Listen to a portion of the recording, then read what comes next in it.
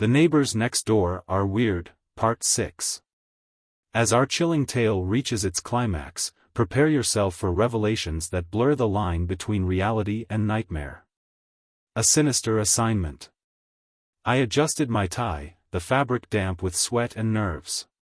The late afternoon sun cast long shadows across the barren plot of land. A sleek black SUV idled nearby, its engine a low, ominous hum. From it emerged a man who exuded authority, a government official if ever I'd seen one. His suit was immaculate, his posture rigid, and his eyes cold and calculating. "Fitzgerald, isn't it?" he said, extending a gloved hand. "Yes, sir," I replied, shaking it firmly despite the clamminess of my own. He turned his gaze toward the solitary house standing amid the desolation, a pristine structure that seemed eerily out of place. It looked like a life-sized dollhouse, flawless yet unnerving, as if perfection itself was a facade hiding something sinister.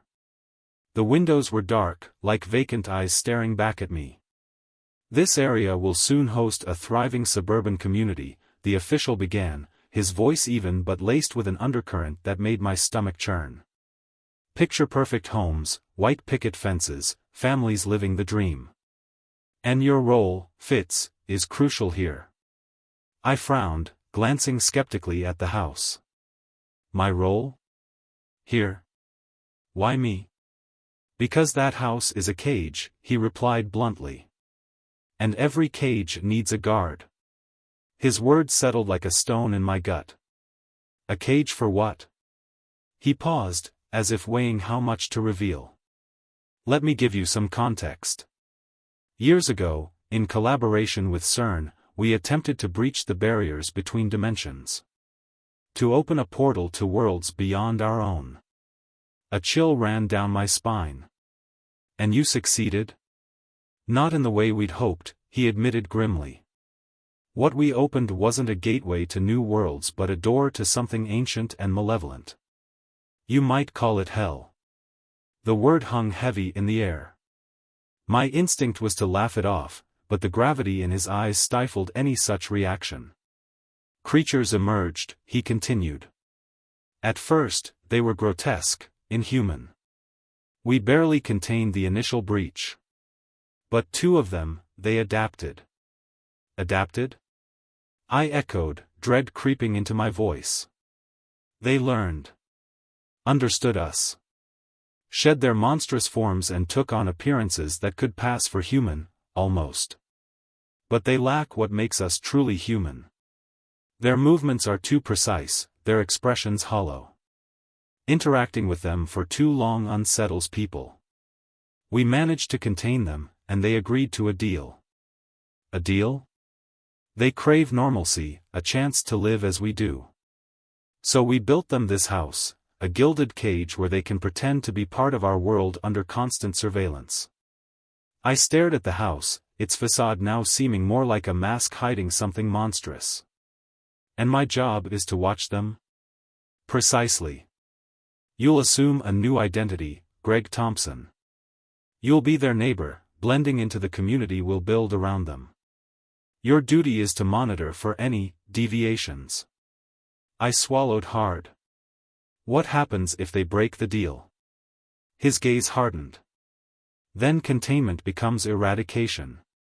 But we'd prefer to avoid that outcome." He handed me a dossier. "Your new identity, background, everything you need is in here. Learn it well. Any mistakes could be fatal." As he turned to leave, he paused. "One more thing. They have one request we partially honor. They desire a child to complete their facade of a perfect family. We allow limited interaction with children in the neighborhood, carefully controlled. That's why families like yours are essential." My heart sank. "You're using us as bait?" He met my eyes, unflinching. "Think of it as a necessary precaution for the greater good." Without another word, he returned to his SUV and disappeared down the desolate road, leaving me alone with the house that now felt like it was watching me. A glimpse into the abyss. I stood there, the weight of my new reality pressing down like a physical burden. The wind whispered through the overgrown grass, carrying with it a chill that had nothing to do with the weather. As I stared at the house, I thought I saw a curtain shift, a fleeting movement in an upstairs window. A silhouette, perhaps, but it vanished as quickly as it appeared. I don't believe in hell, I murmured to myself. But maybe hell doesn't care. The sky darkened, and the first stars pierced through the veil of twilight. I felt an overwhelming urge to leave, to run as far as possible, but I was rooted to the spot. Whether it was duty, fear, or a morbid curiosity, I couldn't tell. The house loomed before me, an architectural paradox of charm and menace. Its walls seemed to breathe, the shadows around it twisting in ways that defied logic. I knew then that my life would never be the same. Conclusion. As our protagonist steps into his ominous new role, the true nature of the neighbors next door is laid bare. Charged with a mission that teeters on the edge of nightmare and reality, will he be able to keep the darkness at bay? Or will he become another pawn in a game orchestrated by forces beyond comprehension? Final thoughts. In a world where the line between humanity and the unknown blurs, sometimes the greatest horrors lie not in what we fear but in what we fail to understand. This true story takes us back over a decade to a quiet town in Oklahoma, where a 12-year-old boy's ordinary afternoon turned into a heart-pounding encounter he'll never forget. I was 12 years old, living in a small Oklahoma town where the houses were spread apart, each separated by patches of dense woods. It was early fall, and the days were still long, with sunsets painting the sky well past 8:30 p.m.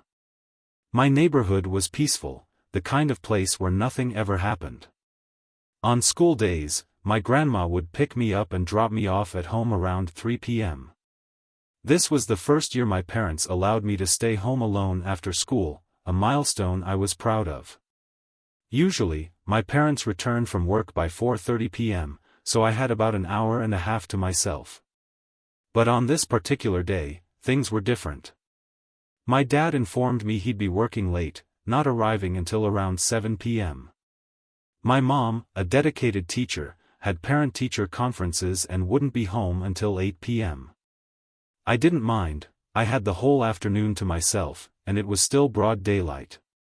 I followed my usual routine, dashed upstairs, powered up my Xbox 360, and dove into a game of Minecraft with my friend Seth.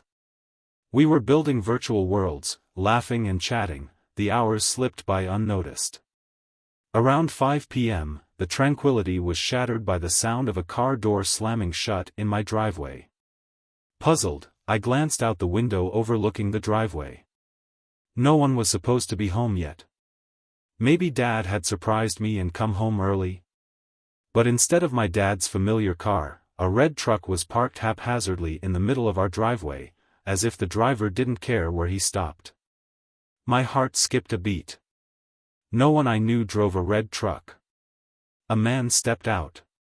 He wore a hat pulled low over his face, a bulky camouflage hoodie, and jeans, odd attire for a warm September day in Oklahoma. He moved with an unsettling confidence, heading straight up the walkway to my front door. "Seth, someone's here." "I don't know who it is," I whispered into my headset. "Maybe it's a delivery?" Seth suggested. "I don't think so," I replied, watching as the man knocked firmly on the door, once, twice. He waited briefly, then turned and walked back down the steps. Relief washed over me, but it was premature. Instead of leaving, the man walked past his truck and approached the side door of our garage. My stomach dropped as I watched him try to open it. "Seth, he's trying to get into my house," I hissed, panic creeping into my voice. "Call your parents," Seth urged. "I don't have a phone up here, and I can't go downstairs, he might see me." Gathering my courage, I quietly crept downstairs, careful to stay out of sight. I hid behind a wall near the kitchen, listening intently. The house was eerily silent, except for the subtle sounds of the man attempting to open the back door. Then came a loud thud, like he had dropped something heavy. My mind raced. What was he doing? Was he trying to break in? After a few tense moments, I peeked around the corner. The man was gone from the back patio. I hurried back upstairs, heart pounding. He's gone, I think, I told Seth.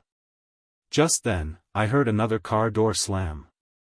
Peering out the window, I saw the man sitting in his truck, but he wasn't leaving. He seemed to be waiting, thinking. He's still here. He's just sitting in his truck, I said. Can you see his license plate? Seth asked. He's parked where I can't see it. I noticed that the only items in the truck bed were a crowbar and a shovel. A chill ran down my spine. Minutes felt like hours as I watched him finally reverse out of the driveway and drive down the road, disappearing from sight. Once I was sure he was gone, I ventured downstairs to inspect the back door. The doormat was askew, and our large potted plants had been moved.